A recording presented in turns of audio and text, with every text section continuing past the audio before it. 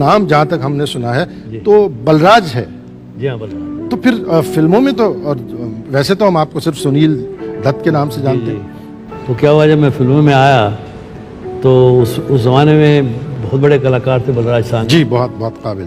तो हमने कहा कि हम उनके साए तले दब जाएंगे, जी, तो हमें अपना नाम बदलना पड़ा। जी, तो ये सुनील मुझे अच्छा लगा, जी, और दत्त तो मैं हूँ ही। जी हाँ। तो सुनील आप ही का चुना हुआ नाम। जी हाँ। वो दत्त साहब, आपकी फैमिली में तो फिल्म इंडस्ट्री से जुड़ा हुआ बिल्कुल कोई नहीं था आपसे पहले। जी, मुझसे पहले नहीं था कहीं।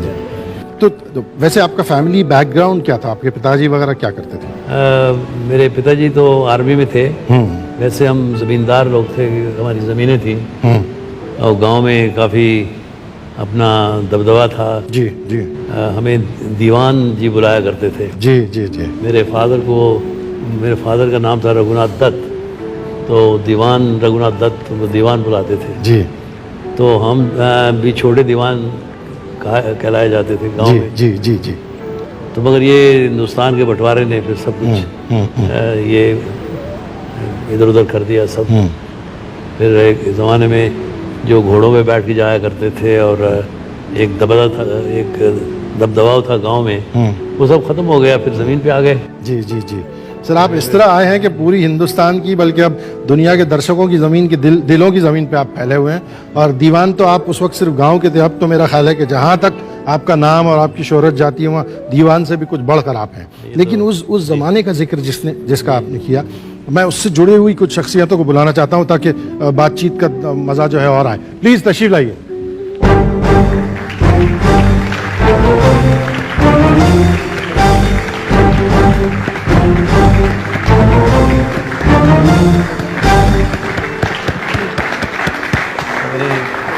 जी, जी, रानी, क्या हाल है तेरा? हाँ?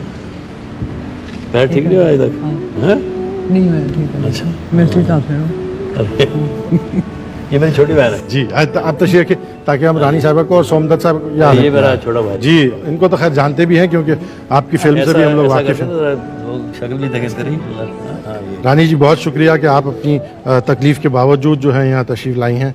और हम लोग बात कर रहे थे दत्त साहब की, जब दत्त साहब छोटे दीवान साहब की तरह जाने जाते थे और माने जाते थे, तो हमको तो वो किस्से कम ही याद होंगे जो आपको याद होंगे कि दत्त साहब जब छोटे दीवान थे तब कैसे थे।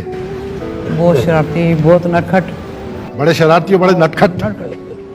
इतनी शरारतें करते थे कि इनकी शरारतें सबको अच्छी लगती थी, प्यारी लगती थी। जी, जी, जी। और हमने सुना है कि गांव में भी घोड़े पर बैठ के दंदनाते हुए घूमते रहते थे यहाँ से वहाँ। घूमते नहीं जाते थे, ये जाते थे अपने स्कूल में जो गांव से 20 किलोमीटर दूर था। तो छोटे से थे, वो दादी माँ ने एक नौकर रखा, भाई ये घोड़ी कैसे चलाएगा। तो नौकर रखा, वो आगे बैठे, भैया को पीछे बैठाए, तो पीछे से उसको चिमटी मार रहे हैं, काट रहे हैं, मेरी घोड़ी और तू आगे बैठे, मेरे को क्यों नहीं बैठाता। फिर 2 दिन के बाद उसने दादी माँ को बोला कि देखो मेरी पीठ की हालत देखो, दीवान साहब ने क्या किया।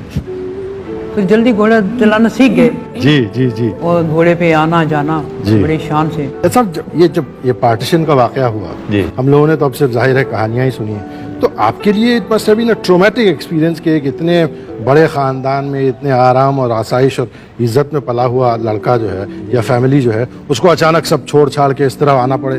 तो यहाँ जब आप पहले चले आए तो किस जगह आए और क्या बनने की उम्मीद से आए थे? पार्टीशन के बाद अच्छा ये हुआ कि हमको थोड़ी ज़मीनें मिल गई, जो इस तरफ से हमारे मुसलमान भाई उस तरफ गए थे। जी, जी, जी। तो वो अपनी ज़मीनें छोड़ गए थे और हम अपनी ज़मीनें उस तरफ छोड़ आए थे। तो उसके एवज़ में थोड़ी बहुत हमको ज़मीन मिल गई। आज तो हरियाणा है, उस वक्त पंजाब था। तो एक गांव में हमको ज़मीन मिल गई, जिसकी वजह से एक सहारा मिला मेरी माँ को, मेरे छोटे भाइयों को। तो उसके बाद मैं बम्बई आया, क्यों यहाँ काफ़ी फैसिलिटीज़ थी ये रिफ्यूजीज़ के लिए। रिफ्यूजीज़ कॉलेज बन गए थे। जहन कॉलेज जो था वो रिफ्यूजीज़ कॉलेज था। अच्छा। जी हाँ। तो वहाँ फैसिलिटी ये थी कि मॉर्निंग क्लासेस लगती थी सुबह 7:30 बजे से 10 बजे तक, और 10 बजे के बाद आप काम कर सकते थे, नौकरी कर सकते थे और पढ़ भी सकते थे। तो ये फैसिलिटीज़ थी, इसलिए मैं फिर यहाँ चला आया। तो ये सहारा ये था कि कम से कम वहाँ घर में खाने पीने को तो मिल रहा है थोड़ा बहुत, और पढ़ने का मौका भी है। पढ़ने का यहाँ पे मैंने फिर बीएसटी में नौकरी की। जी मैं उस पर आता हूँ। आपने जो हरियाणा का जिक्र किया उसकी कुछ तस्वीरें रानी जी हमारे पास है, मैं आपको चाहता हूँ कि आप देखें। अच्छा, जी, या तो बड़ा डिटेल वर्क किया आपने हैं?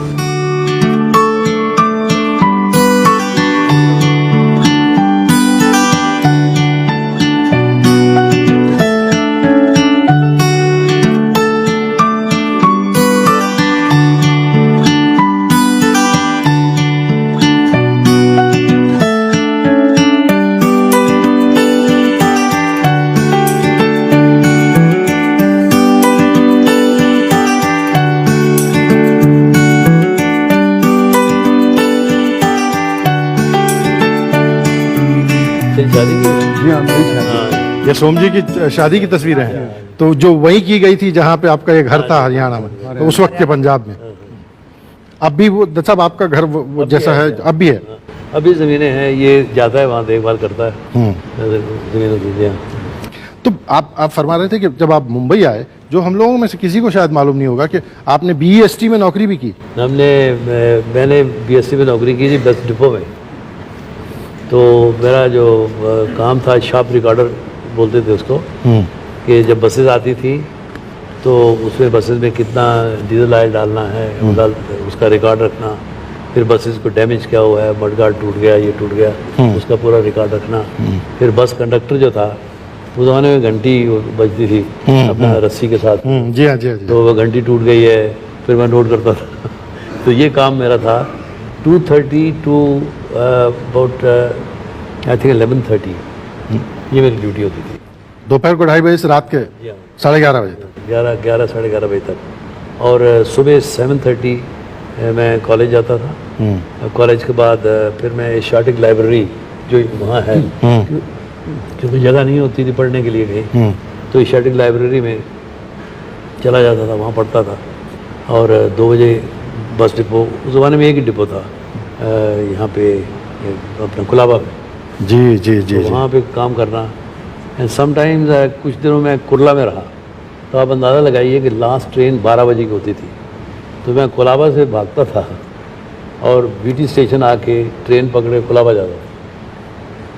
और वहाँ मेरे पास सिर्फ 2 कुर्ते और 2 पजामे थे। मैं सूट पहन के इसलिए आया हूँ कि ताकि लोगों को पता चले अब मेरी हालत ज़रा अच्छी है।